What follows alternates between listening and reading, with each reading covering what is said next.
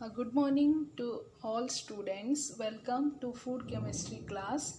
So under unit 1 we were studying about the protein, and in the last lecture we have studied the different types of classification of proteins, and also we have studied about the different structures of protein. So uh, along with that we have also studied about the nature of plant protein and the nature of animal protein, and the difference between the plant and the animal protein. So in today's lecture we'll be studying about the properties of proteins, that is the physical properties of proteins and the chemical properties of proteins. Along with that we are also studying the functional properties of proteins. So let us begin with the physical properties of proteins. So first one is color and taste. So proteins are usually colorless and usually tasteless, and these are homogeneous and crystalline. So protein will be having the continuous single color and they will be crystalline in nature, and color, it will take the color of the food product, okay, in which the protein is present, and even the taste also, it will take up the flavor and the taste of the food in which the protein is present. Okay, coming to the shape and size, the proteins range in shape from simple crystalloid spherical structure to long fibrillar structure. So already under the classification we have studied, based upon their shape they are of different categories. So fibrillar proteins are there, globular proteins are there. So two distinct proteins of shape have been recognized. Globular protein,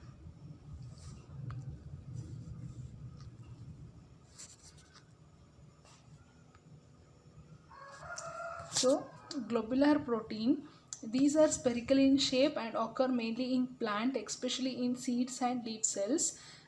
These are bundled formed by folding and crumpling of protein chains. Example: pepsin, adenosine, insulin, ribonuclease, etc. So globular protein, as I said, they are in the globe form or the spherical form, and they are formed due to the folding of the proteins due to the tertiary and the quaternary structure. Example includes pepsin, insulin, ribonuclease, etc. Coming to fibrillar protein, so they are thread-like or ellipsoidal in shape and occur generally in animal muscles. Most of the studies regarding protein structure have been conducted using these proteins. Example: fibrinogen, myosin. So most of the myosin, if you see, it will be in a spindle shape or the ellipsoidal shape. It is a thread like structure, not a round structure, so they are called as fibrillar proteins. And most of the fibrillar proteins are from animal origin, whereas globular proteins are from plant origin, that is usually in seeds and legumes they are found. And example for fibrillar protein includes fibrinogen and myosin. The next physical property is molecular weight. The proteins generally have large molecular weight ranging between 5 into 103 and 1 into 106. So it might be noted that the value of molecular weight of many proteins lie close to or multiples of 35,000 and 75,000. So molecular weight is measured in the unit of Dalton. So it can be kilodaltons or megadaltons. So usually the size or the molecular weight will be from 35,000 to 70,000. So molecular weight depends upon the number of amino acid which is present in the protein. So as I said earlier in a previous lecturer, so size of protein is because of the number of amino acid, and the molecular mass or the weight is also decided by the number of amino acids. So titin is the largest known protein with a molecular mass of 3 to 3.7 megadalton.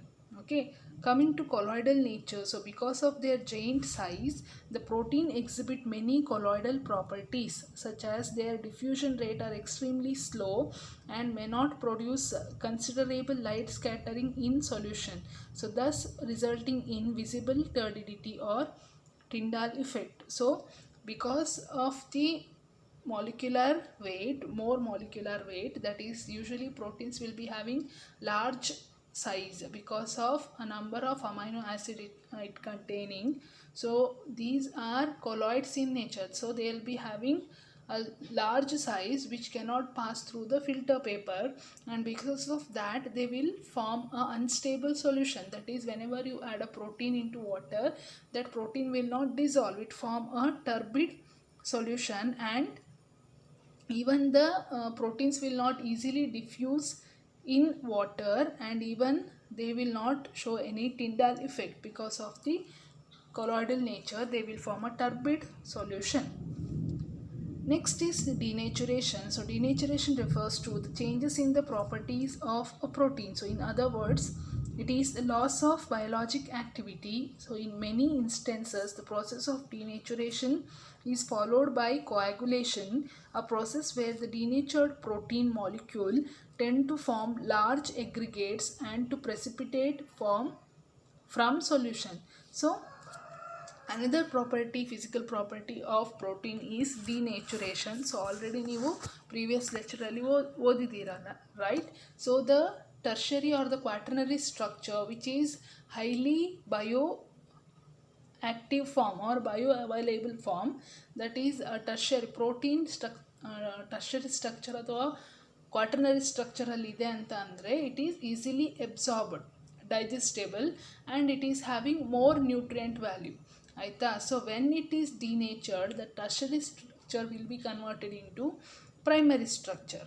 Okay, so primary structure is not having functional value in any of the food product. Okay, so denature ಆದ ತಕ್ಷಣ quaternary structure ಅಥವಾ tertiary structure ಯಾವಾಗ break ಆಗುತ್ತೆ, so it is immediately form a coagulation. Okay, it leads to coagulation. So coagulation ಅಂತಲೇ nothing but formation of coagulates, ಹೆಪ್ಪುಗಟ್ಟುದು ಹೇಳ್ತೇವಲ್ಲ. So ಯಾವಾಗ protein denature ಆಗುತ್ತಲ್ವ, ಅದು denature ಆಗಿರೋ ಪ್ರೋಟೀನ್ ಎಲ್ಲ ಒಟ್ಟಿಗೆ ಸೇರಿ ಒಂದು ಮಾಸ್ ಥರ ಆಗುತ್ತೆ.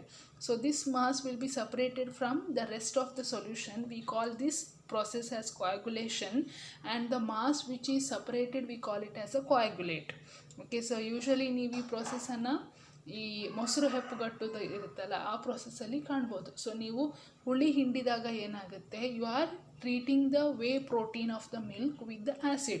So whenever whey protein is subjected to acid, it undergoes denaturation. So tertiary whey protein primary whey protein ಆಗಿ ಕನ್ವರ್ಟ್ ಆಗುತ್ತೆ. So those primary proteins will come together forming ಅದೇನು ಹೆಪ್ಪುಗಟ್ಟುತ್ತೆ ಅನ್ನತ್ತಲ್ವ. ಸೊ ದ್ಯಾಟ್ ಹೆಪ್ಪುಗಟ್ಟಿರೋ ಲೇಯರ್ ಇರುತ್ತಲ್ವ, ಒಡೆದೋಗಿರೋ ಹಾಲಿನ ಲೇಯರ್ ಇರುತ್ತಲ್ವ, that is nothing but the milk coagulate. Later it will be converted into either paneer or cheese. Okay, so next physical property is amphoteric nature. Like amino acid, the proteins are amphoteric, that is they act as acids and alkali both. These migrate in an electric field, and the direction of migration depends upon the net charge possessed by the molecule.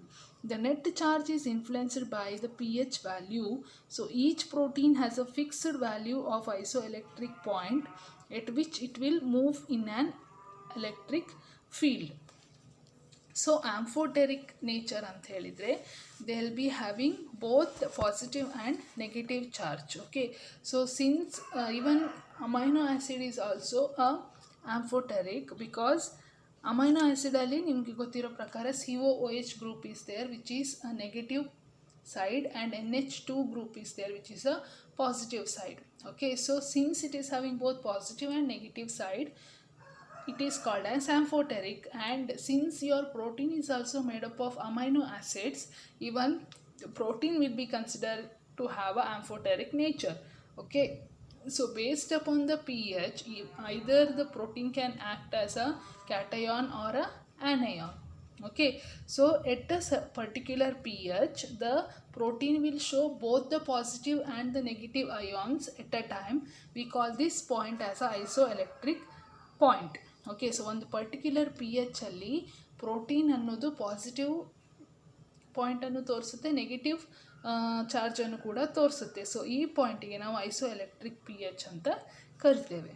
Okay, next is ion binding capacity. The protein can form salts with both cations and anions based on their net charge. So as I said earlier, the proteins are made up of amino acids which are amphoteric in nature, so they have both positive and negative charge. So P H ಎಷ್ಟಿರುತ್ತೆ ಅದರ basis ಮೇಲೆ ನಿಮ್ಮ protein ಕ್ಯಾಟಯಾನಿಗೆ ಹೋಗಿ bind ಆಗ್ಬೋದು ಅಥವಾ ಆ್ಯನಯಾನಿಗೆ ಹೋಗಿ bind ಆಗ್ಬೋದು.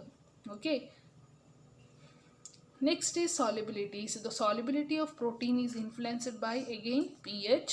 Solubility is lowest at isoelectric point and increases with increasing acidity or alkalinity. So this is because when the protein molecule exits as either cation or anion, repulsive forces between ions are high. Since all the molecules possesses excess charge of the same sign, thus they will be more soluble than in the isoelectric state. Okay, so solubility mainly depends upon the pH. Okay, so pH ಎಷ್ಟಿದೆ ಅದರ basis ಮೇಲೆ ಪ್ರೋಟೀನಿನ solubility decide ಆಗುತ್ತೆ. Suppose iso electric P H ಅಲ್ಲಿ ಇದ್ದಾಗ ಅವಾಗ positive ಮತ್ತು negative charge ಎರಡೂ equal ಆಗಿರುತ್ತೆ. ಓಕೆ, ಸೊ ಅದು ನ್ಯೂಟ್ರಲ್ ಆಗಿ ವರ್ಕ್ ಆಗುತ್ತೆ ಆಗ ಪ್ರೋಟೀನ್. ಅದೇ ಸಪೋಸ್ ಅಸಿಡಿಟಿ ಜಾಸ್ತಿ ಆದಾಗ ಅಥವಾ ಆಲ್ಕಲೈನಿಟಿ ಜಾಸ್ತಿ ಆದಾಗ, ಅಂದರೆ ಪಿ ಎಚ್ ಜಾಸ್ತಿ ಆದಾಗ ಅಥವಾ ಕಮ್ಮಿ ಆದಾಗ ಏನಾಗುತ್ತೆ, there will be attraction between the protein and the other components of the food. Okay, as a result more protein will be dissolved in the food components because of the attraction between the opposite charges between the protein as well as the other food component. So ಯಾವಾಗ pH ಜಾಸ್ತಿ ಆಗುತ್ತೆ ಆವಾಗ basic level ಆಲ್ಕಲೈನಿಟಿ level ಜಾಸ್ತಿ ಆಗುತ್ತೆ, plus charge ಜಾಸ್ತಿ ಆಗುತ್ತೆ. So plus charge ಪ್ರೋಟೀನಲ್ಲಿ ಜಾಸ್ತಿ ಆಗ್ತಾ ಹೋದ ಹಾಗೆ ಅದು ಬೇರೆ ಫುಡ್ ಕಂಪೋನೆಂಟಿನ ನೆಗೆಟಿವ್ ಚಾರ್ಜ್ ಅದನ್ನು ಅಟ್ರ್ಯಾಕ್ಟ್ ಮಾಡಲಿಕ್ಕೆ ಶುರುವಾಗುತ್ತೆ. ಹಾಗಾಗಿ ಜಾಸ್ತಿ ಪ್ರೋಟೀನ್ ಡಿಸಾಲ್ವ್ ಆಗುತ್ತೆ. ಅದೇ ನೀವು ಪಿ ಎಚ್ಚನ್ನು ಕಮ್ಮಿ ಮಾಡ್ತಾ ಹೋದ ಹಾಗೆ ಎಸಿಡಿಟಿ ಜಾಸ್ತಿ ಆಗ್ತಾ ಹೋಗುತ್ತೆ, ನೆಗೆಟಿವ್ ಚಾರ್ಜ್ ಜಾಸ್ತಿ ಆಗ್ತಾ ಹೋಗುತ್ತೆ. ಸೊ ಫುಡ್ಡಲ್ಲಿರುವ ಪಾಸಿಟಿವ್ ಫುಡ್ ಕಾಂಪೋನೆಂಟ್ ಏನಿದೆ ಅದು ಪ್ರೋಟೀನನ್ನು ಅಟ್ರ್ಯಾಕ್ಟ್ ಮಾಡುತ್ತೆ. ಸೊ ಆವಾಗ ಕೂಡ ಜಾಸ್ತಿ ಸಾಲ್ಯುಬಿಲಿಟಿ ತೋರಿಸುತ್ತೆ. So next property is optical activity. So all protein solutions rotate the plane of polarized light to the left. So they are levorotatory. So optical activity anta andre the proteins have the ability to rotate the angle of the polarized light. Okay, so ನೀವು ನಿಮ್ಮ ಫುಡ್ಡಲ್ಲಿ protein ಇದೆ ಅಂತ ಹೇಳಿದರೆ, ನೀವು ಅದಕ್ಕೊಂದು ಮೋನೋಕ್ರೋಮ್ಯಾಟಿಕ್ light ಬಿಟ್ರಿ ಅಂತ ಹೇಳಿದರೆ, ಆ ಪ್ರೋಟೀನ್ ಏನು ಮಾಡುತ್ತೆ, ಲೈಟಿನ ಡೈರೆಕ್ಷನನ್ನು ಲೆಫ್ಟಿಗೆ ತಿರುಗಿಸುತ್ತೆ. So they are called as levorotatory. So levorotatory ಅಂದರೆ rotating to the left. Okay, so that is about the physical properties. So we have studied about the isoelectric pH, the pH where the protein act as a neutral molecule having both positive and the negative charge. Also we have studied about the solubility which depends mainly upon the pH, and also we have studied about the optical activity. So they proteins are levorotatory in nature, that is they will rotate the angle of polarized light to the left. So also we have studied the color and the taste. They are colorless and tasteless, and also they will be having attraction towards the ions. So coming to the chemical properties, the first property is hydrolysis. So hydrolysis nothing but breakdown. So as we have studied, the proteins can be easily broken down. Okay, so by acidic agents. So first by acidic agents. So protein upon hydrolysis with concentrated mineral acid such as hydrochloric acid yields amino acid in the presence of their hydrochloride. So protein when it reacts with HCl, okay, so I'm not able to write it properly, so but you can guess it. So protein reacts with HCl in order to form the amino acid along with other hydrochlorides. Okay, so when acid is added, the protein will broke down into amino acids. For example, same reaction you can see in your stomach. So stomach ಅಲ್ಲಿ HCl secrete ಆಗುತ್ತೆ. So ಫುಡ್ಡಲ್ಲಿರುವ amino protein ಅನ್ನು stomach amino acid ಆಗಿ convert ಮಾಡುತ್ತೆ. So even by proteolytic enzymes also under relatively mild conditions of temperature and acidity, certain proteolytic enzymes like pepsin and trypsin hydrolyze the proteins, and enzyme hydrolysis is used for the isolation of certain amino acids like tryptophan. Two important drawbacks with this type of hydrolysis are it requires prolonged incubation and hydrolysis may be incomplete. Okay, so ಒಂದೇ ಆ್ಯಸಿಡನ್ನು ಹಾಕಿ ನೀವು ಪ್ರೋಟೀನನ್ನು break down ಮಾಡ್ಬೋದು ಅಥವಾ by using enzymes like pepsin and pepsin and trypsin hydrolase. Even renin will also break the proteins. So when you use these enzymes, you can isolate particular amino acids like tryptophan, which is a type of essential amino acid. But there are also drawbacks. So idರಲ್ಲಿ drawback ಏನು ಅಂತ ಹೇಳಿದರೆ, you have to keep it for a long period of incubation. So ಜಾಸ್ತಿ ಹೊತ್ತು ಅದನ್ನು incubate ಮಾಡಬೇಕಾಗುತ್ತೆ in order to get the particular amino acid, and even the hydrolysis will be incomplete, so there won't be complete destruction of protein into amino acids. Okay, so this action also you can see inside your stomach. So by the action of pepsin, your protein will be broken down into dipeptidase, then finally it will be broken down into amino acids. Even in the industrial level also this process can be carried out with extracted enzymes. By adding this enzyme into your particular protein, you can obtain the required essential amino acids. So next chemical property is color reaction or reaction involving the R group or side chain. So this chemical property of protein mainly depends upon the R group which is attached to it. So as you have studied earlier, so all proteins are made up of amino acid, and each amino acid will be having one hydrogen group, one COOH group, one NH2 group, and one R group. So this R group is functional group. So based on this R group only you have different amino acids, right? So based upon this R group you have different chemical properties which can be studied by using different tests or reagents. Okay, so under that first one is biuret reagent. So when a protein solution is treated with alkaline copper sulfate reagent, the peptide bond present in the protein will interact with the copper ion and forms violet colored biuret complex. The color depends upon the number of peptide bond present in the protein, and the structure of the violet complex is given here, you can see. So all proteins except dipeptides react with biuret reagents because a minimum of 2 peptide linkage are involved in these reactions. So this reaction is widely used both as a qualitative test and the detection of proteins, and also as a quantitative test for the estimation of protein in biological material. Okay, so under the second chemical properties we have explained biuret reagent. So biuret reagent ಅಂತ ಹೇಳಿದರೆ alkaline copper sulphate reagent. So ನೀವು ಯಾವುದೇ ಪ್ರೋಟೀನನ್ನು ತಗೊಂಡು ಅದಕ್ಕೆ copper ಸಲ್ಫೇಟನ್ನು add ಮಾಡಿದಾಗ ಪ್ರೋಟೀನಲ್ಲಿರುವಂತಹ double bond ಏನಿರುತ್ತಲ್ವ, peptide bond ಇರುತ್ತಲ್ವ, so ಆ ಪೆಪ್ಟೈಡ್ ಬಾಂಡ್ ಕಾಪರನ್ನು ತಗೊಂಡು ವಾಯ್ಲೆಟ್ ಕಲರನ್ನು ಕೊಡುತ್ತೆ.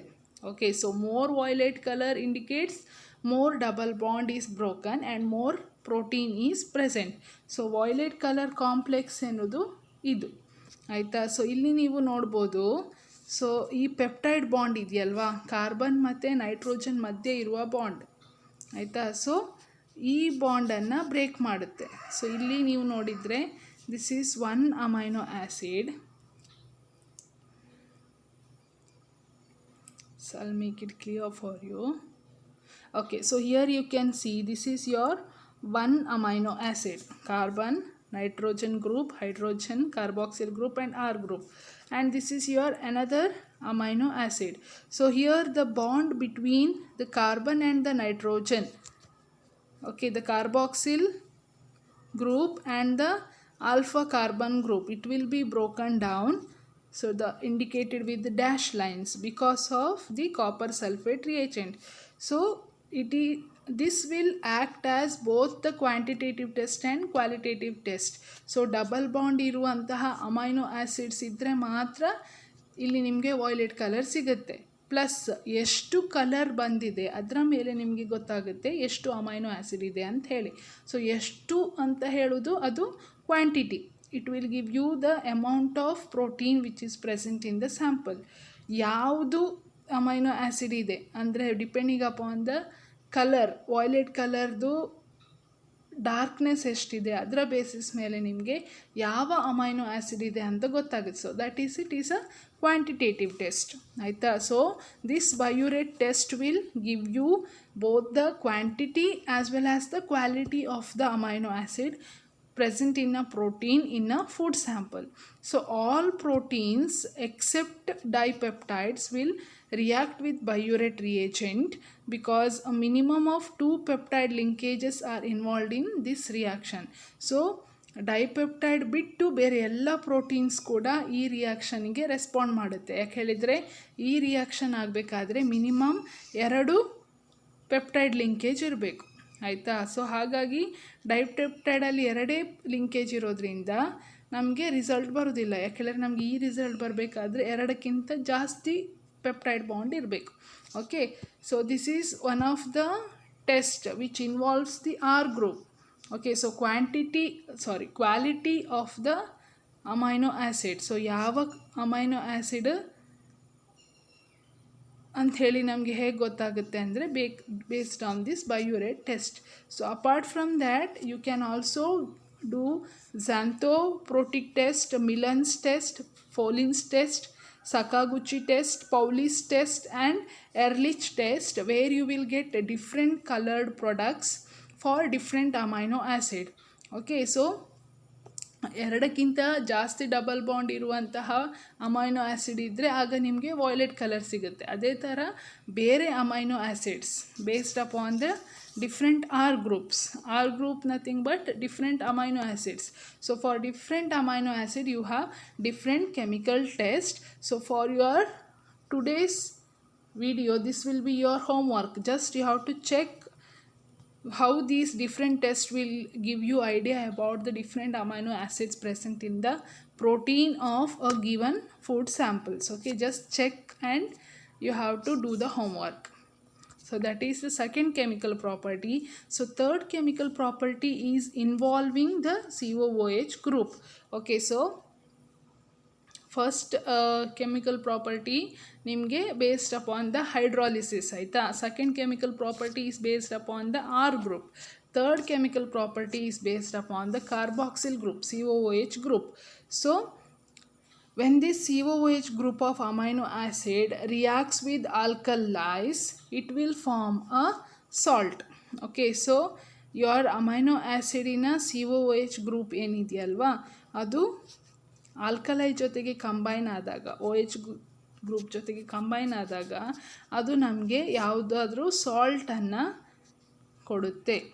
Okay, then when the COOH group reacts with alcohol it will give rise to esters.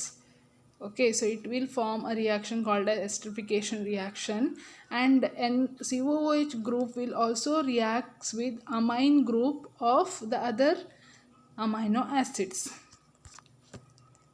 Next is reaction involving NH2 group. So this chemical property is based upon the amino group which is present. So when this amino acid reacts with the mineral acids, either free amino acids or proteins are treated with mineral acids like HCl and the acidic salts will be formed. So previously nimge ಏನು ಹೇಳಿದೆ ಅಲ್ವಾ, so here the alkaline salt will be formed, whereas here when it reacts with the amino group, here the acidic salts will be formed. Okay, so when it reacts with formaldehyde the hydroxymethyl derivatives are formed. So resulting product will be a hydroxymethyl derivative. Okay, then when it reacts with benzaldehyde, that is a protein containing NH2 group, when it reacts with benzaldehyde it will forms a stiff base. Stiff base is formed when the protein reacts with benzaldehyde because of the NH2 group. Okay, now reaction with nitrous acid, so we call this reaction as Venn-like reactions.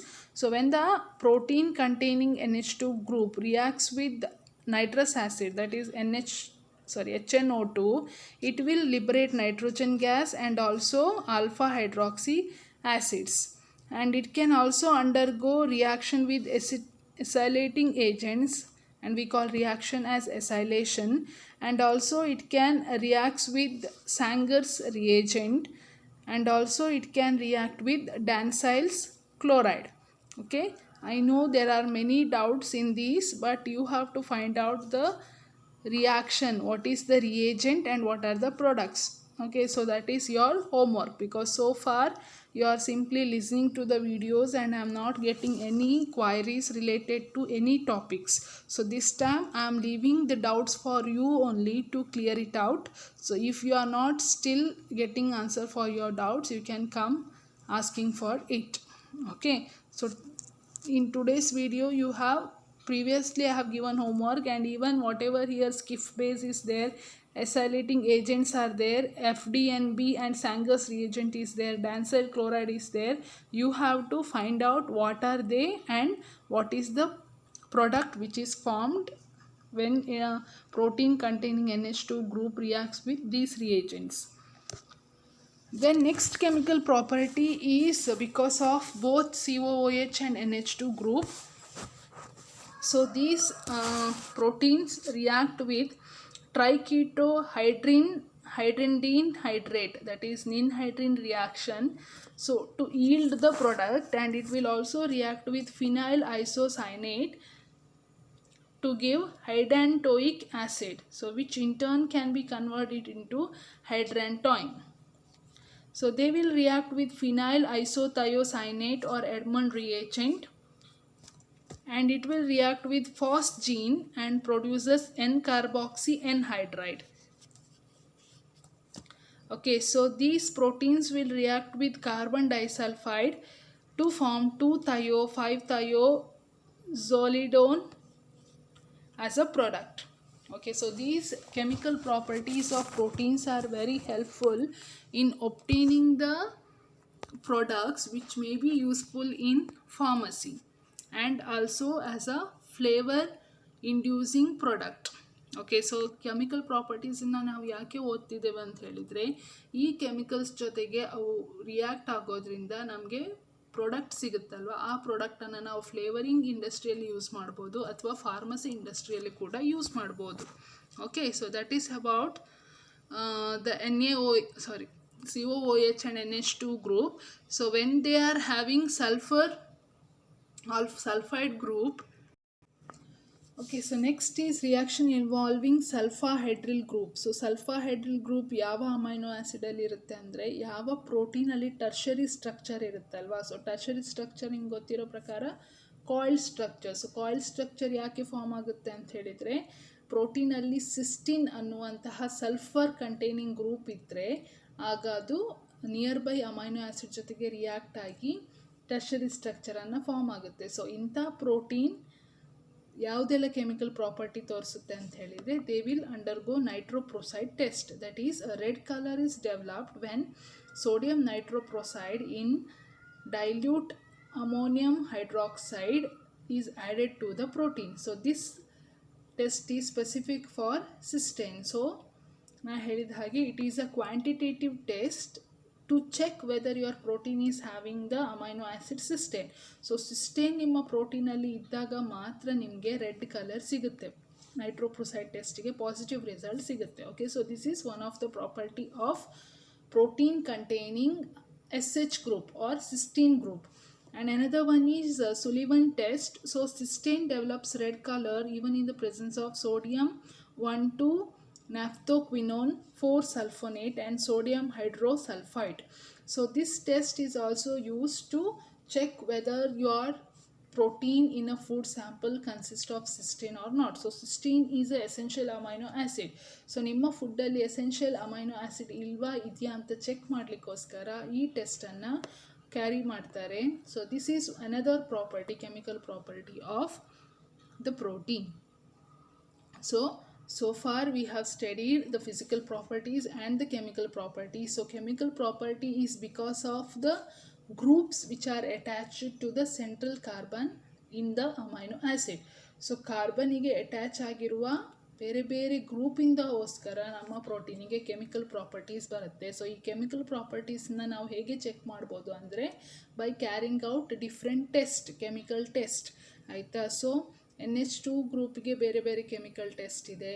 So ನಿಮ್ಮ ಪ್ರೋಟೀನಲ್ಲಿ COOH ಗ್ರೂಪಿಗೆ ಬೇರೆ ಬೇರೆ test ಇದೆ. NaOH plus COOH plus NH2 ಒಟ್ಟಿಗೆ ಇರೋದಕ್ಕೆ ಬೇರೆ chemical test ಇದೆ. Okay, so these test are mainly carried out in order to check the quantity of amino acid and the quality of amino acid. Quality of amino acid ಅಂದರೆ ಯಾವ ಥರದ amino acid ಇದೆ ನಿಮ್ಮ ಪ್ರೋಟೀನಲ್ಲಿ ಅಂತ check ಮಾಡಲಿಕ್ಕೋಸ್ಕರ ಈ chemical ಪ್ರಾಪರ್ಟೀಸ್ನ ನಾವು ಕಲಿಬೇಕಾಗುತ್ತೆ. So next is functional properties of proteins. So as you know, the proteins are made up of team of amino acid. Therefore, the capability of the team will depend upon the individual capacity of its players, that is its amino acid. Okay, so protein na function ಏನು ಅನ್ನೋದನ್ನು ಅದರ individual player ಅಂದರೆ amino acid decide ಮಾಡುತ್ತೆ. For example, some amino acids are polar or charged, allowing them to dissolve in water, while others are non-polar, preventing them for dissolving in water. So water-soluble proteins are referred to as hydrophilic, while those that are not soluble are referred as hydrophobic. Okay, so ಈಗ ನಿಮ್ಮ protein hydrophilic ಇದೆ ಅಂತ ಹೇಳಿದರೆ, water loving ಇದೆ ಅಂತ ಹೇಳಿದರೆ, ಅದರಲ್ಲಿ water soluble amino acid ಇದೆ ಅಂತ ಅರ್ಥ, ಪೋಲಾರ್ ಅಮೈನೋ ಆ್ಯಸಿಡ್ ಇದೆ ಅಂತ ಅರ್ಥ. ಅದೇ ನಿಮ್ಮ ಪ್ರೋಟೀನ್ ಹೈಡ್ರೋಫೋಬಿಕ್ ಇದೆ, ನೀರಲ್ಲಿ ಸಾಲ್ಯುಬಲ್ ಇಲ್ಲ ಅಂತ ಅಂದರೆ ಅದರಲ್ಲಿ ನಾನ್ ಪೋಲಾರ್ ಗ್ರೂಪ್ ಇದೆ ಅಂತ ಅರ್ಥ ಆಯಿತಾ. So the functional properties of proteins are affected by their structure. So functional property ಏನಿದೆಯಲ್ವಾ, ಅದು mainly because of the amino acid which is present in their proteins. Okay, so functional properties ಅಂದ್ರೆ ಏನು? So the food will get its function because of the protein. Okay, so ನಾವು ಹಾಕಿರುವ ಪ್ರೋಟೀನಿಂದಾಗಿ ಫುಡ್ಡಿಗೆ ಆ character ಬಂದಿರುತ್ತೆ. So this property V call it as a functional property. For example, functional property includes water absorption or retention, solubility, color, gelation, foam formation, enzymatic browning, etc.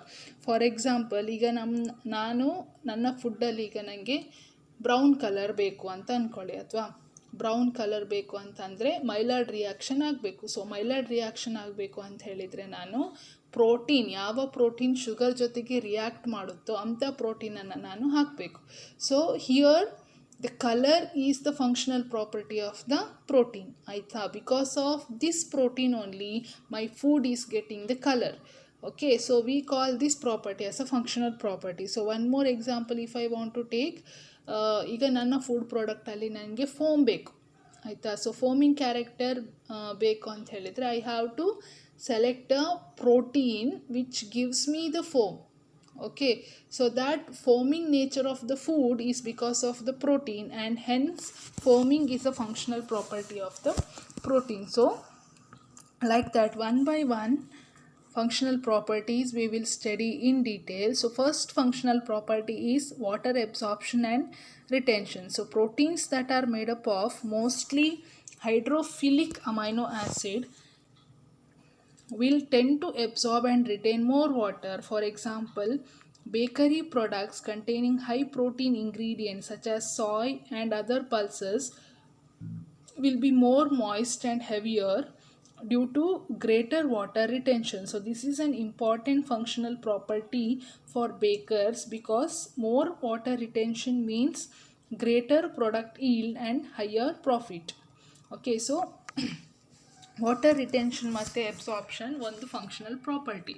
ಹೇಗೆ ಅಂತ ಹೇಳಿದರೆ, so ವಾಟರನ್ನು absorb ಮಾಡಿ ಹಿಡಿದುಕೊಳ್ಳುವಂತಹ property ನಮ್ಮ ಪ್ರೋಟೀನಿಗೆ ಸಿಗುತ್ತೆ. ಯಾವಾಗ ಸಿಗುತ್ತೆ ಅಂದರೆ ಅದರಲ್ಲಿ ಹೈಡ್ರೋಫಿಲಿಕ್ ಅಮೈನೋ ಆ್ಯಸಿಡ್ ಇದ್ದಾಗ ಮಾತ್ರ. ವಾಟರ್ ಲವ್ವಿಂಗ್ ಅಮೈನೋ ಆ್ಯಸಿಡ್ ಇದ್ದಾಗ ಮಾತ್ರ ನಿಮ್ಮ ಪ್ರೋಟೀನ್ ನೀರನ್ನು ಎಬ್ಸಾರ್ಬ್ ಮಾಡಿ ಹಿಡಿದುಕೊಳ್ಳುತ್ತೆ. ಸೊ ಇದು ಎಲ್ಲಿ ಯೂಸ್ ಆಗುತ್ತೆ ಅಂತ ಹೇಳಿದರೆ ಬೇಕರಿ ಇಂಡಸ್ಟ್ರೀಸಲ್ಲಿ ಯೂಸ್ ಆಗುತ್ತೆ. ಸೊ ನೀವು ಬೇಕರಿ ಇಂಡಸ್ಟ್ರಿಯಲ್ಲಿ protein containing more hydrophilic amino acids ಅದನ್ನು ಆ್ಯಡ್ ಮಾಡಿದಾಗ ಅದು ಜಾಸ್ತಿ ನೀರನ್ನು ಎಬ್ಸಾರ್ಬ್ ಮಾಡಿಕೊಂಡು ನಿಮಗೆ ಒಳ್ಳೆ ಪಫಿ ನೇಚರ್ಡ್ ಬೇಕರಿ ಪ್ರಾಡಕ್ಟ್ಸನ್ನು ಕೊಡುತ್ತೆ. ಹೌದಾ? ಸೊ ಇಲ್ಲಿ ನೀವು ನೋಡಿರ್ಬೋದು, ಸೊ ಶಾರ್ಟಿಂಗ್ ಯೂಸ್ ಮಾಡಿದಾಗ ಅದರಲ್ಲಿ ಜಾಸ್ತಿ ನಿಮಗೆ ಪಫಿನೆಸ್ ಇಲ್ಲ, ಆಯಿತಾ, ಫ್ಲಫಿನೆಸ್ ಇಲ್ಲ, ಪೋರ್ಸ್ ಎಲ್ಲ ಕಮ್ಮಿ ಇದೆ, ನೋಡಿದ್ದೀರಾ? ಅದೇ ಕೆನೋಲಾ ಆಯಿಲಲ್ಲಿ ನಿಮಗೆ ಹೈಡ್ರೋಫಿಲಿಕ್ ಅಮೈನೋ ಆ್ಯಸಿಡ್ಸ್ ಜಾಸ್ತಿ ಇರುತ್ತೆ. So you can see a lot of foams ಹೊಟ್ಟೆ ಇದೆ. ಹೌದಾ? So this is nothing but ಈ ಸ್ಪೇಸ್ ಅಂದರೆ ಏನು, ಇಲ್ಲಿ ಏರ್ ಟ್ರ್ಯಾಪ್ ಆಗಿದೆ ಅಂತ ಅರ್ಥ. ಸೊ ಏರ್ ಟ್ರ್ಯಾಪ್ ಮಾಡೋದು ಯಾವುದು? Water molecules. ಹೌದಾ? ಅದೇ ನೀವು ಆಲಿಯೋ ಜೆಲ್ಲಲ್ಲಿ ನೋಡಿದರೆ ಇದರಲ್ಲಿ ಇನ್ನೂ ಜಾಸ್ತಿ ಫ್ಲಫಿನೆಸ್ ಇದೆ because of the trapping of gas molecules by more water molecules. ಹಾಗಾಗಿ ನಾವು ಬೇಕರಿ ಇಂಡಸ್ಟ್ರಿಯಲ್ಲಿ ಹೆಚ್ಚಾಗಿ ಹೈಡ್ರೋಫಿಲಿಕ್ ಪ್ರೋಟೀನ್ಸ್ ಅಂದರೆ ಸೋಯಾ ಆಗಿರ್ಬೋದು ಅಥವಾ ಬೇರೆ ಪಲ್ಸಸ್ನ ಪ್ರಿಫರ್ ಮಾಡ್ತೇವೆ, ಆಯಿತಾ. ಬೇಕರಿಯಲ್ಲಿ ವೀಟನ್ನೆಲ್ಲ ಪ್ರಿಫರ್ ಮಾಡ್ತೇವೆ. ಹೌದಾ? ಗೋಧಿ ಹಿಟ್ಟು ಅಥವಾ ಮೈದಾ ಹಿಟ್ಟನ್ನು ಬೇಕರಿಯಲ್ಲಿ ಯಾಕೆ ಪ್ರಿಫರ್ ಮಾಡ್ತೇವೆ ಅಂತ ಹೇಳಿದರೆ, it is obtained from pulse which is having the protein rich in hydrophilic amino acid.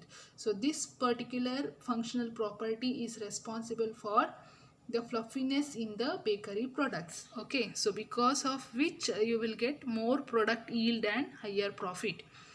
Next property, functional property, is solubility. So protein which are made up of mostly hydrophilic amino acids will be more soluble, and this is particularly important when you are making beverages. So for example, soybean protein and pea proteins are found to be highly soluble in water. So this makes them ideal for use in beverages and soups. Okay, so solubility property ನಿಮಗೆ ಗೊತ್ತಿರುವ ಹಾಗೆ mainly depends upon the pH. ಹೌದಾ? And also it depends upon the hydrophilic amino acids which are present. So more the hydrophilic amino acid more will be the solubility. So ಜಾಸ್ತಿ water loving amino acids ಇದ್ದಷ್ಟು ನಿಮ್ಮ protein ಜಾಸ್ತಿ soluble ಆಗಿ ಇರುತ್ತೆ. ಹಾಗಾಗಿ ನಾವು ಈ ಪ್ರಾಪರ್ಟಿಯನ್ನು ಸೂಪ್ ಪ್ರಿಪ್ರೇಷನಲ್ಲೆಲ್ಲ ಯೂಸ್ ಮಾಡ್ತೇವೆ. ಸೊ ನಿಮ್ಮ ಪ್ರೋಟೀನ್ ಜಾಸ್ತಿ ನೀರಲ್ಲಿ ಕರಗಿದ ಹಾಗೆ ಕನ್ಸಿಸ್ಟೆನ್ಸಿ ಒಳ್ಳೆದಿರುತ್ತೆ. ಹೌದಾ? ಅದೇ ನಿಮ್ಮ ಪ್ರೋಟೀನಿಗೆ ಸಾಲ್ಯುಬಿಲಿಟಿ ಕಮ್ಮಿ ಇದ್ದರೆ ಎಂತ ಆಗುತ್ತೆ, ಗಂಟು ಥರ ಸಿಗುತ್ತೆ ಸೂಪಲ್ಲಿ. ಹೌದಾ? So you will prefer the proteins or protein rich legumes or pulses which are rich in hydrophilic amino acid. For example, soy ಮತ್ತು pea proteins. ಓಕೆ, ಸೊ ಇದನ್ನು ನಾವು ಆ್ಯಡ್ ಮಾಡೋದ್ರಿಂದ ನಿಮಗೆ favourable palatable texture you will get in beverages as well as in the soups. Next is colour. So protein will react with reducing sugar to form flavor and the color compound in a process called as Maillard reaction. So the dark color that you see on the surface of the bread and the grill makes on stick is due to the Maillard reaction. For this reason, breads containing milk or soy flour will have a darker color. Okay, so colour is another nature of protein. So colour ಯಾಕೆ ಬರುತ್ತೆ ಅಂತ ಹೇಳಿದರೆ, ನಿಮ್ಮ protein ಯಾವಾಗ reducing sugar ಜೊತೆಗೆ react ಆಗುವ capacity ಹೊಂದಿರುತ್ತೋ ಆಗ ಅದು ಮೈಲಾರ್ಡ್ ರಿಯಾಕ್ಷನಿಗೆ ರೆಸ್ಪಾನ್ಸ್ ಆಗುತ್ತೆ. So Maillard reaction will give you a brownish colour product. Okay, so only when you are making any dough or the bread, that time they will prefer soy flour because soy flour have a more amount of protein which will react with the reducing sugar. Okay, and hence it can give a darker crumbsiness to the bread. Okay, so even ನೀವು bread ಮಾಡುವಾಗ a little amount of milk will be added. Why? Because the whey protein will be responsible for the Maillard reaction. As a result, you will get a peeling brown color on the crust of the bread. Okay, next is viscosity and texture. So proteins can make food not only more viscous as we saw in the formation of gel but also elastic. So we call this property viscoelasticity. The best example of this is seen in gluten proteins. So as water is added to wheat and the mixture is molded, the dough is formed. We are able to stretch this dough like an elastic which recoils when it is released. So this is the important characteristic that gives bread its texture. So as the bread dough rises during fermentation, the strong viscoelastic property of the gluten property prevents the bread from collapsing. A higher protein content in bread and bakery product will produce a firmer texture. Cakes are generally made using wheat with a low protein content to give a soft texture, whereas bread flours are high protein for firmness. Okay, so one more property of the protein present in the food is the viscosity and the texture. So protein will give you viscosity, thickness, consistency, ದಪ್ಪ ಮಾಡುತ್ತೆ ಫುಡ್ಡನ್ನು. ಹೌದಾ, ಅದು soup ಫಾರ್ಮೇಷನಲ್ಲೂ ನೀವು ನೋಡಿದ್ದೀರಾ. Even in next gel formation, next slide also gel formation when you are doing. So these proteins, what they will do, they will trap the water and increase the viscosity. Okay, and along with the viscosity they will also provide elasticity. So best example is when you are preparing chapati. So initially the wheat will be not sticky, right? So when you keep on adding the water, that time what happened, the gluten protein will absorb the water and produce the elasticity. So the elasticity is in such a way that if you extend or drag the wheat dough also, it will come back to the original position, right? So you can stretch the dough easily because of this property of the gluten protein, and the same property because of the viscosity and elastic property, it is used in the bread. Okay, and even after the dough formation, when you are keeping it for fermenting, that time also during formation what happens, the air will be trapped between these gluten protein, right? So when the air is getting trapped, the protein will extend but it will not collapse. Air molecules protein ಮಧ್ಯೆ ಬಂದು ಗ್ಯಾಪಲ್ಲಿ ಸೇರ್ಕೊಳ್ತಾ ಇದ್ದ ಹಾಗೆ ಆ protein ನಿಮಗೆ break ಆಗೋದಿಲ್ಲ, ಆ ಎಲಾಸ್ಟಿಸಿಟಿನ maintain ಮಾಡುತ್ತೆ. ಹೌದಾ, ಹಾಗಾಗಿ ನಿಮ್ಮ ಬ್ರೆಡ್ ಏನಿರುತ್ತೆ ಫ್ಲಫಿ ಆಗಿರುತ್ತೆ, ಒತ್ತಿದ ಕೂಡಲೇ ಅದು ಸ್ಮೂತಾಗಿ ಬೆಂಡ್ ಆಗುತ್ತೆ, ವಾಪಸ್ ಅದರ ಶೇಪಿಗೆ ಬರುತ್ತೆ. ಅದೇ ಗ್ಲೂಟೇನಿಗೆ ಇಲಾಸ್ಟಿಸಿಟಿ ಪ್ರಾಪರ್ಟಿ ಇಲ್ಲದೇ ಇದ್ದರೆ ಏನಾಗ್ತಾಯಿತ್ತು, ನೀವು ಬ್ರೆಡ್ಡನ್ನು ಒತ್ತಿದ ತಕ್ಷಣ ಅದು ಪಚಕ್ಕ ಆಗ್ತಾಯಿತ್ತು, ಫ್ಲ್ಯಾಟ್ ಆಗ್ತಾಯಿತ್ತು. ಹೌದಾ, ಸೊ ಈ ಗ್ಲೂಟನ್ ಪ್ರಾಪರ್ಟಿ ಇರೋದ್ರಿಂದ ಅದಕ್ಕೆ ಇಲಾಸ್ಟಿಸಿಟಿ ಪ್ರಾಪರ್ಟಿ ಬರುತ್ತೆ. ಹಾಗಾಗಿ ಯೂಶ್ವಲಿ ಬ್ರೆಡ್ಡಲ್ಲಿ ಏನು ಮಾಡ್ತಾರೆ ಅಂತ ಹೇಳಿದರೆ ಜಾಸ್ತಿ ಪ್ರೋಟೀನನ್ನು ಯೂಸ್ ಮಾಡ್ತಾರೆ. ಯಾಕೆಂದರೆ ನಿಮಗೆ ಬ್ರೆಡ್ ಚೀವಿ ಇರಬೇಕು. ಹೌದಾ, ಅದೇ ಕೇಕಲ್ಲಿ ನಿಮಗೆ ಲೋ ಪ್ರೋಟೀನನ್ನು ಯೂಸ್ ಮಾಡ್ತಾರೆ. ಯಾಕೆ ಹೇಳಿದರೆ ನಿಮಗೆ ಸಾಫ್ಟ್ ಇರಬೇಕು, ತುಂಡು ಮಾಡಿದ ತಕ್ಷಣ ಕೇಕ್ ಬಾಯಲ್ಲಿ ಮೆಲ್ಟ್ ಆಗೋ ಥರ ಇರಬೇಕು. ಹಾಗಾಗಿ ಕೇಕ್ ಮಾಡುವಾಗ ಲೋ ಪ್ರೋಟೀನನ್ನು ಕನ್ಸಿಡರ್ ಮಾಡ್ತಾರೆ. ಬ್ರೆಡ್ ಮಾಡುವಾಗ ಚೀವಿ ಟೆಕ್ಸ್ಚರ್ ಬೇಕಾಗಿರೋದ್ರಿಂದ ಹೈ ಪ್ರೋಟೀನ್ ಕಂಟೆಂಟನ್ನು ಪ್ರಿಫರ್ ಮಾಡ್ತಾರೆ. Okay, so next property is gelation. So some proteins have the ability to form the gel. A prime example of this protein is gelatin. So gelatin is made from collagen, which is a rope-like protein polymer from bones and tissues like skin, tendons and ligaments of animals, usually pigs and cows. So when gelatin is heated, it dissolves and it disperses in the solution. So as it cools, the rope-like strands bond together and trap water between them in the process, and this results in the formation of gel. So previously ನಾನು ಹೇಳಿದ ಹಾಗೆ ಜೆಲೇಷನ್ ಕೂಡ ಪ್ರೋಟೀನಿನ ಒಂದು functional property. So ನೀವು ನಿಮ್ಮ ಫುಡ್ಡಲ್ಲಿ protein ಇದ್ದರೆ ಆ ಪ್ರೋಟೀನಿಗೆ ಜೆಲ್ ಆಗಿ ಫಾರ್ಮ್ ಆಗುವಂಥ ಕೆಪಾಸಿಟಿ ಇರುತ್ತೆ. ಸೊ ಈ ಜೆಲ್ ಫಾರ್ಮೇಷನ್ ಯಾವ ಪ್ರೋಟೀನಿಂದ ಬರುತ್ತೆ ಅಂದರೆ ಜೆಲಾಟಿನ್ ಪ್ರೋಟೀನಿಂದ ಬರುತ್ತೆ. ಸೊ ಜೆಲಾಟಿನನ್ನು ನಾವು ಕೊಲಾಜಿನ್ ಅನ್ನೋ ಪ್ರೋಟೀನಿಂದ ಮಾಡ್ತೇವೆ. ಸೊ ಕೊಲಾಜಿನ್ ಎಲ್ಲಿಂದ ಸಿಗುತ್ತೆ, ಎನಿಮಲ್ ಮೀಟಿಂದ ಸಿಗುತ್ತೆ ನಮಗೆ. ಸೊ ಎನಿಮಲ್ ಮೀಟ್ ಕೊಲಾಜಿನನ್ನು ನಾವು ಯೂಸ್ ಮಾಡಿಕೊಂಡು ಜೆಲಾಟಿನ್ ಅನ್ನೋ ಪ್ರಾಡಕ್ಟನ್ನು ಪ್ರೊಡ್ಯೂಸ್ ಮಾಡ್ತೇವೆ. ಸೊ ಈ ಜೆಲಾಟಿನನ್ನು ಹೀಟ್ ಮಾಡಿದಾಗ ಆ ಥ್ರೆಡ್ ಲೈಕ್ ಫೈಬ್ರಿಲಾರ್ ಪ್ರೋಟೀನ್ ಏನಿರುತ್ತಲ್ವ, ಆ ಪ್ರೋಟೀನ್ ನೀರಲ್ಲಿ ಡಿಸ್ಪರ್ಸ್ ಆಗುತ್ತೆ, ಆಯಿತಾ, ಸ್ಪ್ರೆಡ್ ಆಗುತ್ತೆ. ಸ್ಪ್ರೆಡ್ ಆಗಿ ಕೂಲ್ ಆಗ್ತಾ ಹೋದ ಹಾಗೆ ಆ ರೋಪ್ ಎಲ್ಲ ಹತ್ತಿರ ಬರ್ತಾ ಬರ್ತಾ ಬರ್ತಾ ಆ ನೀರನ್ನು ಕೂಡ ಒಟ್ಟು ತಗೊಂಡು ಬರುತ್ತೆ. ಸೊ ಆಗ ಏನಾಗುತ್ತೆ, ವಿಸ್ಕಾಸಿಟಿ ಕಮ್ಮಿ ಆಗಿ ಜೆಲ್ ಕನ್ಸಿಸ್ಟೆನ್ಸಿ ಬರುತ್ತೆ. Okay, so this process is called as the gelation property. And ಈ ಜೆಲ್ಲಿಗೆ ಬೇರೆ ಬೇರೆ ಕಲರ್ ಆ್ಯಡ್ ಮಾಡಿ ನಾವು ಜೆಲ್ಲೀಸನ್ನು ಯೂಸ್ ಮಾಡ್ತೇವೆ. ಸೊ ಇಲ್ಲಿ ಜೆಲ್ಲೀಸ್ ಕಾಣ್ತಾ ಇದೆಯಲ್ಲ, ಸೊ ಮಾರ್ಕೆಟಲ್ಲಿ ಜೆಲ್ಲೀಸ್ ಸಿಗುತ್ತಲ್ವ, it is because of the gelation, the colour and the flavour will be added. Next is emulsifiers. So emulsifier are the substances that are able to prevent the separation of oil and water in food. So they are able to do this because part of their structure allows them to do interact with water and another part with the oil. So therefore they can grab onto both water and oil to form a bridge between them.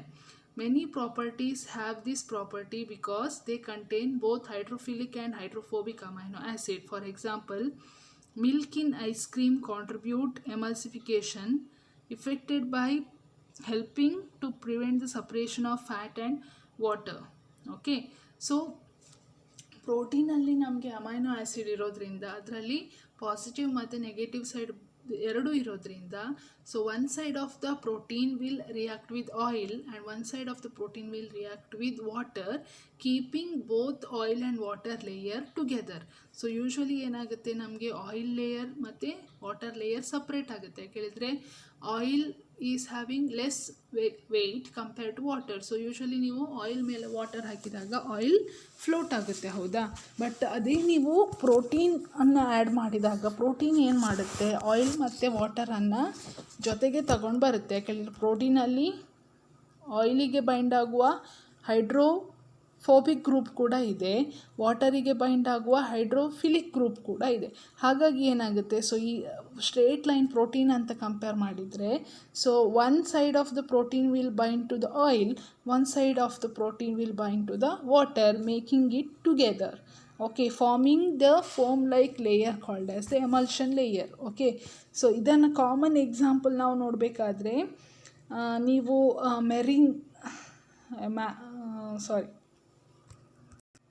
Mayonnaise is a type of emulsion. Okay, so mayonnaise ಮಾಡಬೇಕಾದ್ರೆ ನೀವೇನು ಮಾಡ್ತೀರಾ ಅಂದರೆ, oil ಮತ್ತು water ತಗೋತೀರಾ, plus citrus fruit ತಗೋತೀರಾ, ಅದಕ್ಕೆ ನೀವು ಎಗ್ಗನ್ನು ಹಾಕ್ತೀರಾ. So ಎಗ್ಗಲ್ಲಿರುವಂತಹ protein ಏನು ಮಾಡುತ್ತೆ, ಆಯಿಲ್ ಮತ್ತು ವಾಟರನ್ನು ಜೊತೆಗೆ ಹಿಡ್ಕೊಂಡು ಅದಕ್ಕೆ ಫೋಮಿ ಕನ್ಸಿಸ್ಟೆನ್ಸಿ ಕೊಡುತ್ತೆ. ಸೊ ಇಲ್ಲಿ ನಿಮಗೆ ಕಾಣ್ತಾ ಇದೆಯಲ್ಲ white colour, this is mayonnaise. Okay, so because of this property of the protein, so ಅದರಲ್ಲಿ ವಾಟರನ್ನು ಹಿಡ್ಕೊಳ್ಳುವಂತಹ ಹೈಡ್ರೋಫೋಬಿಕ್ ಗ್ರೂಪ್ ಪ್ಲಸ್ ನೀರನ್ನು ಹಿಡ್ಕೊಳ್ಳುವಂಥ ಹೈಡ್ರೋಫಿಲಿಕ್ ಗ್ರೂಪ್ ಎರಡೂ ಇರೋದ್ರಿಂದ it can create a good emulsion. So ಒಳ್ಳೆ ಫೋಮ್ ಥರ ನಿಮಗೆ ಮಯೋನೀಸ್ ಸಿಗುತ್ತೆ, ಆಯಿತಾ? Even milk in ice cream also. So ice ಕ್ರೀಮಲ್ಲಿ ನಿಮಗೆ ಫ್ಯಾಟ್ ಇರುತ್ತೆ, ಹೌದಾ? ಆಯಿಲ್ ಅಂಶ ಇರುತ್ತೆ, ಅದೇ ಮಿಲ್ಕಲ್ಲಿ ವಾಟರ್ ಇರುತ್ತೆ. So you can bring those two together. Ice cream milk shake ಎಲ್ಲ ಮಾಡ್ತಾರಲ್ವ, ಆ ಟೈಮಲ್ಲಿ ನಿಮ್ಗೆ ಏನಾಗುತ್ತೆ ಅಂತ ಹೇಳಿದರೆ, ಮಿಲ್ಕಲ್ಲಿರುವ whey protein it act as a emulsifying agent and it will bring the process of emulsification. Next is foam formation. So the food foam is formed when air bubbles are dispersed in water. ಹೌದಾ? So foam ಅಂದರೆ ಏನು? Air bubbles, ವಾಟರಲ್ಲಿರುವ air ಬಬಲ್ಸಿಗೆ ನಾವು foam ಅಂತ ಕರಿತೇವೆ, ಹೌದಾ? Examples of food foams are whipped cream, ice cream, marshmallow and beaten egg white. So protein stabilise foams by forming a protective coat around the air bubbles in the foam, which prevents the bubbles from collapsing. So they are able to form this coat because of their hydrophilic and hydrophobic nature. The hydrophilic part of the protein will bind water and hydrophobic part will bind with the air, creating a stable bridge. Okay, so ನೀವು for example ಜನರಲಾಗಿ ಹೇಳಬೇಕಾದ್ರೆ, ಈ ಮೊಟ್ಟೆ ಮಾಡುವಾಗ correct ಎಗ್ಗನ್ನು beet ಮಾಡ್ತೀರಾ, ಹೌದಾ? So omelette ತಿನ್ನುವವರಿಗೆಲ್ಲ ಗೊತ್ತಿರುತ್ತೆ. So ಅದನ್ನು beet ಮಾಡಿದಾಗ ನಿಮಗೆ ನೊರೆ ನೊರೆ ನೊರೆ ನೊರೆ ಬರುತ್ತೆ. ಸೊ ಆ ನೊರೆ is nothing but foam. So ಈ ಫೋಮನ್ನು ಹಾಗೆ ಸ್ಟೆಬಿಲೈಸ್ ಆಗಿ ಇಡುವಂಥದ್ದು ಯಾವುದು? Protein.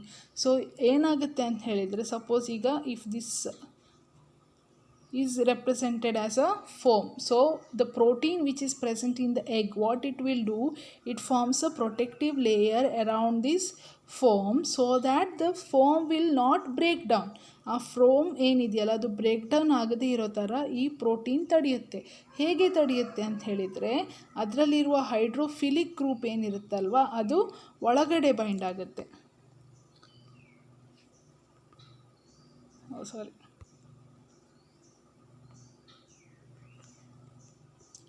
So the hydrophilic group which I am drawing with yellow lines will bind to inside and helps rupturing of the foam. ಅದೇ ಹೈಡ್ರೋಫೋಬಿಕ್ ಗ್ರೂಪ್ ಏನಿದೆಯಲ್ಲ ಅದು ಹೊರಗಡೆ ಏರ್ ಜೊತೆಗೆ interact ಆಗುತ್ತೆ. ಇಂಟರ್ಯಾಕ್ಟ್ ಆಗಿ ಆ ಲೇಯರನ್ನು ಫಾರ್ಮ್ ಮಾಡುತ್ತೆ. ಹಾಗಾಗಿ ಏನಾಗುತ್ತೆ ಅಂತ ಹೇಳಿದರೆ, ಒಳಗಡೆ ಇರುವ foam will be present as a unruptured form. Okay, so stability of the foam is because of the protein which is present in the food. For example, ಈ ವಿಪ್ಪಡ್ ಕ್ರೀಮಲ್ಲಿ ಆಯಿತಾ, ವಿಪ್ಪಡ್ ಕ್ರೀಮಲ್ಲಿರುವ ಪ್ರೋಟೀನ್ ಮಿಲ್ಕ್ ಪ್ರೋಟೀನ್ ಆಗಿರ್ಬೋದು, ಐಸ್ ಕ್ರೀಮಲ್ಲಿರುವ ಮಿಲ್ಕ್ ಪ್ರೋಟೀನ್ ಆಗಿರ್ಬೋದು, egg ವೈಟಲ್ಲಿರುವ egg protein ಆಗಿರ್ಬೋದು. So ಈ protein ಎಂತ ಮಾಡುತ್ತೆ, ಒಂದು protective layer form ಮಾಡಿ ಹೈಡ್ರೋಫೋಬಿಕ್ ಗ್ರೂಪ್ ಹೊರಗಡೆ ಏರ್ ಜೊತೆಗೆ ಇಂಟರ್ಯಾಕ್ಟ್ ಆಗುತ್ತೆ, ಹೈಡ್ರೋಫಿಲಿಕ್ ಗ್ರೂಪ್ ಒಳಗಡೆ ಫುಡ್ ಜೊತೆಗೆ ಇಂಟರ್ಯಾಕ್ಟ್ ಆಗಿ ಈ ಫೋಮ್ ರಪ್ಚರ್ ಆಗೋದನ್ನು ತಡೆಯುತ್ತೆ. Okay, next functional property is flavor binding. So proteins are generally odorless compounds on their own, but they can bind flavor compounds and therefore impart new flavor to foods. It is observed that the flour fractions with more protein have a more diverse range of flavor compounds, and these are present at a very high concentrates. The ability of protein to bind flavors can have a negative impact on the flavor of end products if off flavors are trapped. On the positive side, manufacturer can use this property to trap and retain certain flavor ingredients in the food.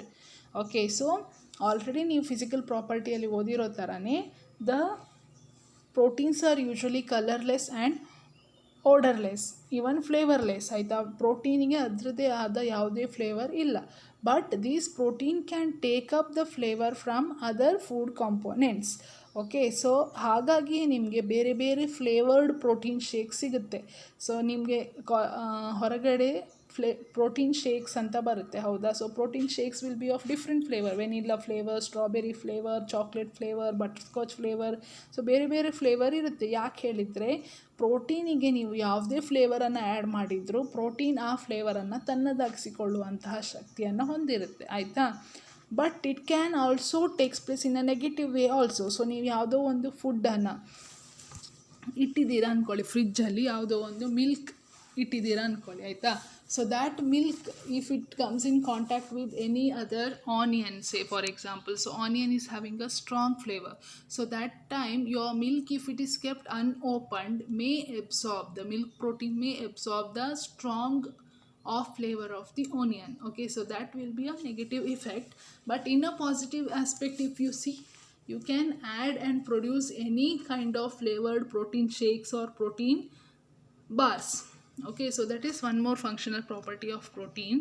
Then next is curdling. So already nanu physical property alli, as we have discussed, whenever proteins undergo denaturation, the denatured protein will come together forming a mass called as coagulate. Okay, so same process is a functional property. So proteins can coagulate with the addition of acids. For example, we are able to separate bean protein from other components of bean flour by adding acids to the flour slurry at a pH of 4.6. Proteins in the slurry curdle and falls out of the solution. The pH at which proteins precipitate or fall out of the solution is called isoelectric point. So it is a point where the charge of the protein charges to neutral. At the neutral charge, it is no longer capable of dissolving in water. So same principle is followed in the production of yogurt and cheese. For example, lactic acid bacteria produces lactic acid in cheese making, resulting in curdling of the milk and the production of milk curds, which can then be fermented into cheese. Okay, so curdling ಪ್ರೊಸೆಸ್ಸಲ್ಲಿ ಏನಾಗುತ್ತೆ ಅಂತ ಹೇಳಿದರೆ, ನಾವು ಆ್ಯಸಿಡನ್ನು add ಮಾಡಿದಾಗ protein denature ಆಗುತ್ತೆ. ಯಾಕೆ denature ಆಗುತ್ತೆ ಅಥವಾ ಬ್ರೇಕ್ ಡೌನ್ ಆಗುತ್ತೆ ಅಂತ ಹೇಳಿದರೆ, ನಾವು ಆ್ಯಸಿಡ್ ಆ್ಯಡ್ ಮಾಡಿದಾಗ ಅದರ ಪಿ ಎಚ್ ಡೌನ್ ಆಗ್ತಾ ಹೋಗುತ್ತೆ. ಸೊ ಲೋವರ್ ಪಿ ಎಚ್ಚಲ್ಲಿ ನಿಮಗೆ it will reach a iso electric point, ಅಂದರೆ ಪ್ರೋಟೀನಿಗೆ ನ್ಯೂಟ್ರಲ್ ಚಾರ್ಜ್ ಆಗುತ್ತೆ. ಆಗ ಎಂತ ಆಗುತ್ತೆ, ಪ್ರೋಟೀನಿದ್ದು ಸಾಲ್ಯುಬಿಲಿಟಿ ಕಮ್ಮಿ ಆಗುತ್ತೆ, ಆಯಿತಾ. So protein will separate from the food components since it will B insoluble in water. So that time it can be easily separated as a coagulate. So same ಪ್ರಿನ್ಸಿಪಲನ್ನು ನಾವು curdling, ಹಾಲು ಹೆಪ್ಪು ಹಾಕೋದ್ರಲ್ಲಿ ಕೂಡ ಸೇಮ್ ಪ್ರಿನ್ಸಿಪಲ್, ನಾನು ಆಗಲೇ explain ಮಾಡಿದ ಹಾಗೆ cheese ಪ್ರೊಡಕ್ಷನಲ್ಲಿ ಕೂಡ same principal. ಈಗ ನೀವು ಬಿಸಿ ಹಾಲಿಗೆ ಹುಳಿ ಹಿಂಡಿದಾಗ ಏನಾಗುತ್ತೆ, ಅದು ಫುಲ್ಲು ಹಾಲು ಒಡೆದು ಹೋಗುತ್ತೆ, ಹೌದಾ. ಒಡೆದೋಗಿ ಅದು ಒಂದು ಕಡೆ ಕೋಯಾಗ್ಯುಲೇಟ್ ಆಗುತ್ತೆ, ಹೆಪ್ಪುಗಟ್ಟುತ್ತೆ. ಸೊ ಅದನ್ನು ನೀವು ಹಿಂಡಿದಾಗ ನಿಮಗೆ ಪನ್ನೀರ್ ಸಿಗುತ್ತೆ, ಹೌದಾ. ಸೊ ಅದೇ ನೀವು ಮೀಡಿಯಮ್ ಟೆಂಪರೇಚರಲ್ಲಿ, ಅಂದರೆ ಸ್ವಲ್ಪ ತಣ್ಣಗಾಗ್ತಾ ಅದಕ್ಕೆ ಹಿಂಡಿದರೆ ಆಗ ನಿಮಗೆ ಚೀಸ್ ಪ್ರೊಡ್ಯೂಸ್ ಮಾಡ್ಬೋದು, ಆಯಿತಾ. ಸೊ ಫುಲ್ ಟೆಂಪರೇಚರಲ್ಲಿ ಹಿಂಡಿದಾಗ ಪನ್ನೀರ್ ಆಗುತ್ತೆ, ಆ್ಯಂಡ್ ಮೀಡಿಯಮ್ ಟೆಂಪರೇಚರಲ್ಲಿ ಹಿಂಡಿದಾಗ ಚೀಸ್ ಆಗುತ್ತೆ. So this you are by adjusting the temperature and pH you can have different range of curdling. And the last functional property is enzymatic browning. So Maillard reaction is called non-enzymatic browning since it is not dependent on the work of enzyme. So remember, when Maillard browning you need protein and reducing sugar, but for you have one more browning called as enzymatic browning. So that is when browning is caused by enzymes. So enzymes are the proteins which will speed up the rate of chemical reaction in living system. One type of reaction that they speed up is the browning reaction. So the reaction is caused by the action of the enzyme polyphenol oxidase on phenol compounds in food. So in the presence of oxygen, the result is brown compound called melanin, and this reaction is evident in apple and potato after they are cut and exposed to oxygen. So even the enzymatic browning which takes place in the food is also a functional property of the protein. So polyphenols oxidase ಅನ್ನುವ enzyme